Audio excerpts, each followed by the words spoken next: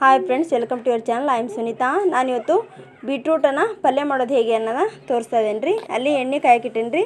ಇಲ್ಲಿ ಬೀಟ್ರೂಟನ್ನು ಅದನ್ನು ಸುತ್ತಲೂ ಹೆಚ್ಚಿ ಆಮೇಲೆ ಅದನ್ನು ಕಟ್ ಮಾಡ್ತೇನೆ ರೀ. ಆಮೇಲೆ ಈರುಳ್ಳಿ, ಟೊಮಾಟೊ ಹಣ್ಣು, ಮೆಣಸಿನ್ಕಾಯಿ ಇವನ್ನೆಲ್ಲವನ್ನು ಕಟ್ ಮಾಡ್ತೇನೆ ರೀ.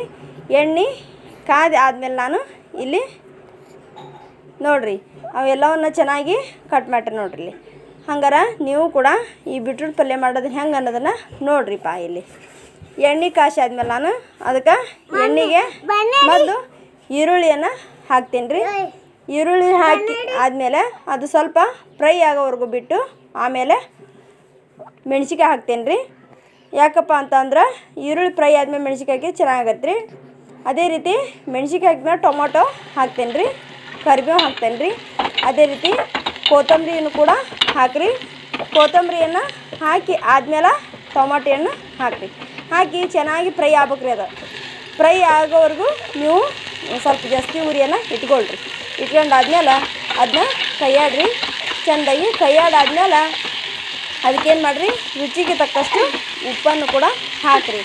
ಯಾಕಪ್ಪ ಅಂದ್ರೆ ಪಲ್ಯಕ್ಕೆ ಹಾಕ್ಬೇಡ್ರಿ. ಇಲ್ಲಿ ಕುಸಿತಕ್ಕಂಥ ಟೊಮೊಟೊ, ಟೊಮೊಟೊ, ಬೀಟ್ರೂಟ್ ಇವೆಲ್ಲ ಇದಲ್ಲ, ಅದಕ್ಕೆಲ್ಲ ನೀವು ಉಪ್ಪನ್ನು ಹಾಕಿ ಆಮೇಲೆ ಸ್ವಲ್ಪ ಗರಂ ಮಸಾಲೆ ಹಾಕಿರಿ. ಅದಕ್ಕೆ ಉಪ್ಪು ಕೈಯಾಡಾದ್ಮೇಲೆ ಆಮೇಲೆ ಅರಿಶಿನ ಪುಡಿಯನ್ನು ಕೂಡ ಹಾಕಿರಿ.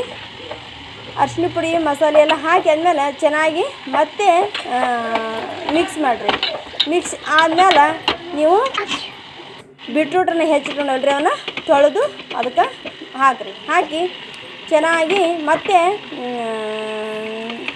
ಕೈಯಾಡಿದ್ಮೇಲೆ ಅದಕ್ಕೆ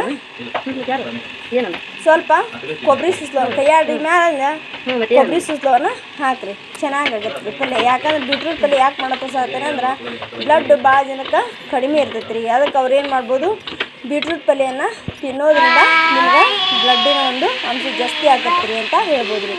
ನೋಡಿರಿ, ಅದು ಬೀಟ್ರೂಟ್ ಬೇಗ ಕುದಿಯಂಗಿಲ್ಲ ರೀ. ಅದಕ್ಕೆ ನಾನು ಏನು ಮಾಡ್ತೀನಿ, ಅದಕ್ಕೆ ಸ್ವಲ್ಪ ನೀರನ್ನು ಕೂಡ ಹಾಕ್ತೀನಿ ರೀ. ಹಾಕಿ ಬಾಯಿ ಮುಚ್ಚಿಟ್ರೆ ಅದೇನಾಗುತ್ತೆ, ಚೆನ್ನಾಗಿ ಬೀಟ್ರೂಟ್ ಪಲ್ಯ ಕುದಿತೈತಿ.